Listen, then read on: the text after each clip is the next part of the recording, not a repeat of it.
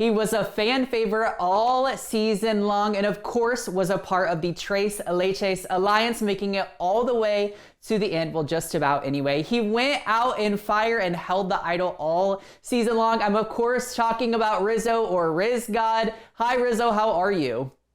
I'm great. Honestly, I'm actually a little bit better now. That was a very cinematic intro, and I felt like I just came out of Hollywood with that. So I feel like $1 million without winning the million. So I'm excited to talk to you about season 49 and potentially season 50. Yes, me as well. Okay, well, of course, as I teased, the Tres Leches Alliance really kind of dominated the season in a lot of ways. So tell me a little bit about your perspective of working with Savannah since day one and then picking up Soph along the way. Yeah, absolutely. I am very proud knowing that, and I will make this statement loud and clear. You can quote me on this. I think, if not the best, we are one of the best trios of all time.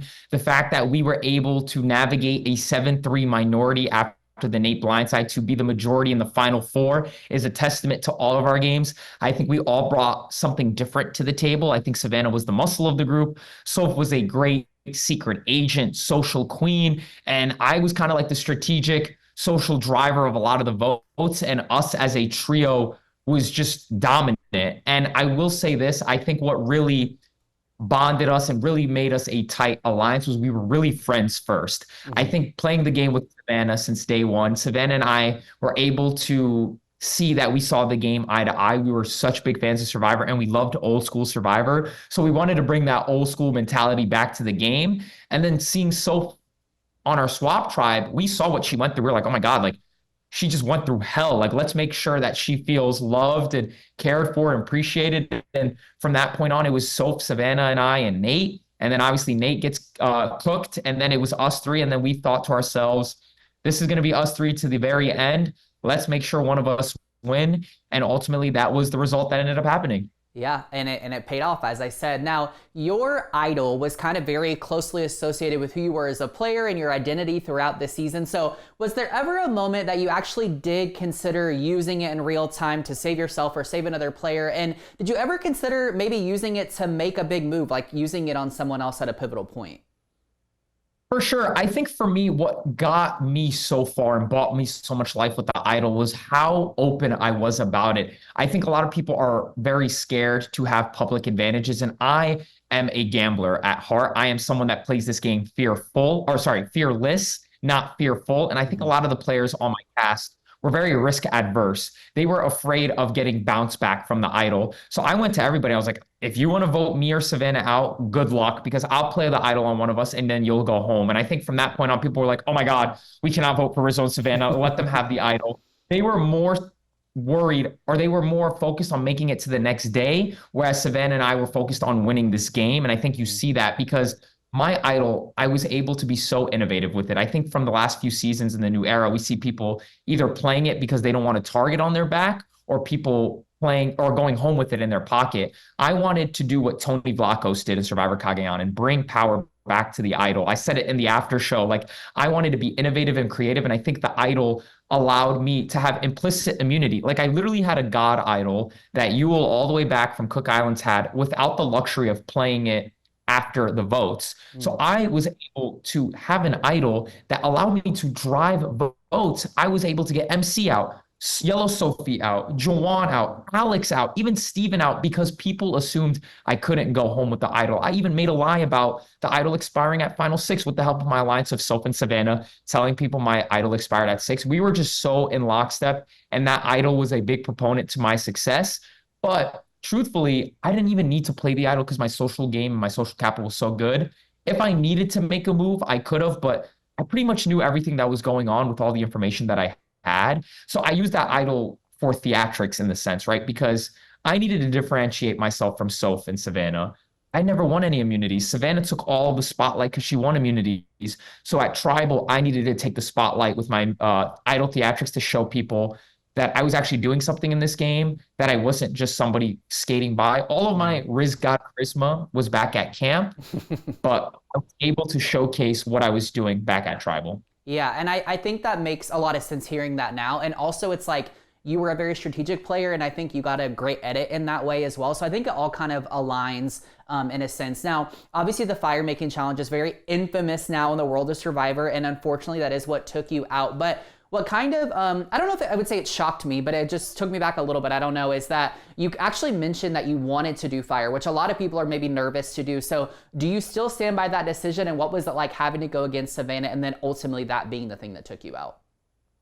100%. I still stand by it. I have no regrets. I think for me, I said this in an episode. I said, I did not come here for 10th or 4th. I came here to win. And I knew if I went against Savannah and I beat Savannah, I would have won the game. No doubt about it. I think had Savannah lost, the votes that voted for Savannah would have voted for me. So I was willing to take the risk because I didn't come to Survivor to make Final Tribal Council and get the jury to destroy me for their egos. I came to give myself the best shot at winning. So had I won immunity, and thank God I didn't, I would have actually sacrificed the necklace to go against my ally Savannah because I felt like that was the best way for me to win. But I also felt very content knowing I was going against Savannah because here's how I looked at it.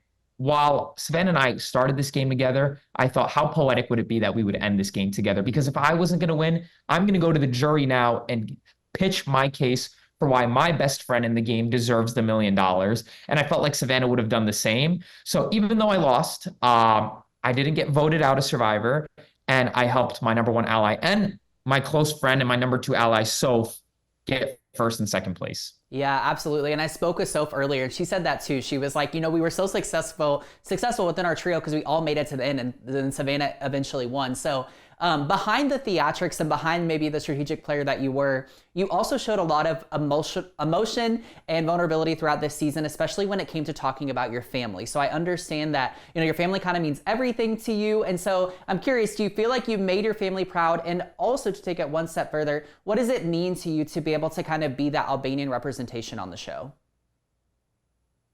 Oh man, I'm gonna try not to get emotional now, but my family has sacrificed so much for me. They're immigrants, obviously off the boat. Like they worked 3 jobs just for me to live my dream. And my parents were so understanding my whole life. They weren't that immigrant or family where they're like, you got to be a doctor, you got to be a lawyer, whatever. They were like, I don't care what you want to be. You could be a garbage man. You could be the president. You could be a baseball player. Just go out there and live your dream. And my dream was to be on Survivor.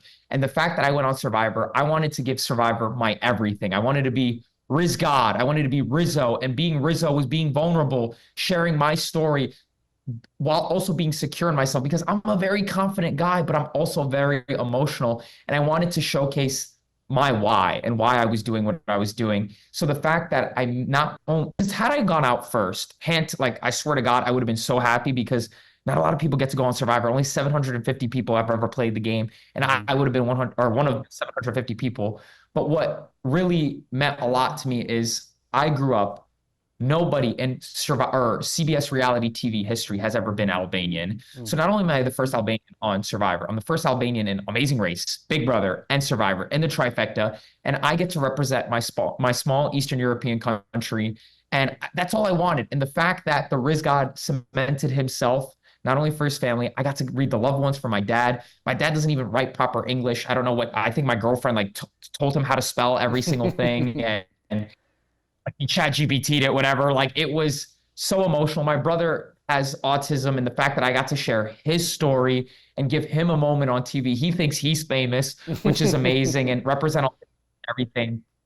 It's meant the world to me, and I'm so happy with how I was portrayed. I got the full arc. I saw my character side. I was funny, goofy, my vulnerability. I showed my emotion, showed my why, and most importantly, the strategic part of the game. I showed that I can play the game of Survivor. So I'm so grateful, and I made them proud, and I think I made the country of Albania proud too. Yeah, I would say you did. And also you made such a stamp that you are now returning for season 50. So how excited are you to be able to come back and play along Survivor Icons? And also, what was it like literally going back into the game, as I understand, 2 weeks after you wrapped 49?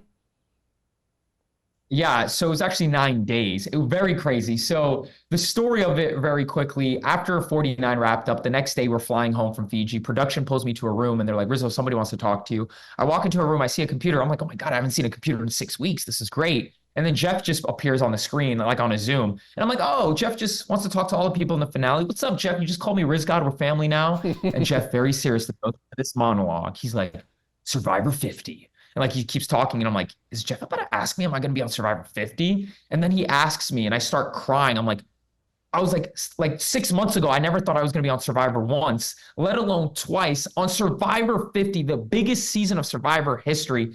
And like, I'm a Survivor super fan. I know there's only been less than 10 people to ever do what I'm doing with Savannah, come back to back. So this was all a whirlwind. I obviously told Jeff 100%, yes, sign, seal, deliver. Don't even send me back to New York. I'll just stay in Fiji.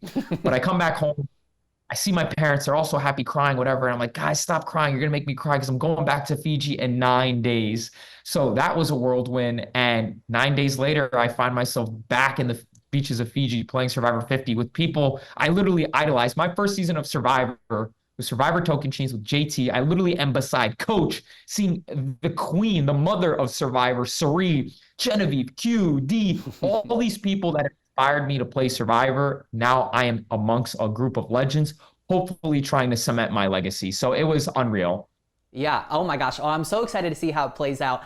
I'm curious on something that I have to give credit to one of my colleagues who actually gave me this question idea, but do you feel like it was an advantage or disadvantage to not be able to watch back your own game? Because obviously a lot of other people returning, you know, their seasons were years ago or even maybe just in the last few years, and they got to see themselves watch back, maybe perfect something else going back, but you and Savannah did not get that opportunity. Yeah, I think I'm going to lean advantage because everything that I wanted to happen worked, right? Like Savannah and I got to the end and one of us won and we were put in the position, had one of us won in fire, we're going to win the game. Mm-hmm. So I didn't really, honestly, if anything, it probably was an ego boost to already my massive ego. I was like, dude, I must have made a statement that they want me back in 9 days to play over 50. So I think had I watched it back, would have I done anything different? I don't know, probably not, because I'm very confident in myself and I take pride in my social and strategic acumen. But I think for me, it was an advantage because I wasn't so critical of my game. I thought it all clearly worked, so I'm going to just try and replicate it. Because had I gone back, I would probably think like, oh, the jury didn't like this or all this or all that. So I'm glad I didn't doubt myself and I walked into 50 with the same confidence I left out of 49. Yeah, I think that makes perfect sense. Well, Rizzo, thank you so much for your time and taking the time to speak with me about your experience on 49. We can't wait to see you on 50. Before we go, Rizzo, I have to ask, can you give me just a good RizGod chant? I'm not even going to do the RizGod chant. I'm going to do the whole RizGod slogan for you, all right? Thank you guys so much for tuning in with CW Austin. It's your boy, the man, the myth, the legend, RizGod, baby, signing out.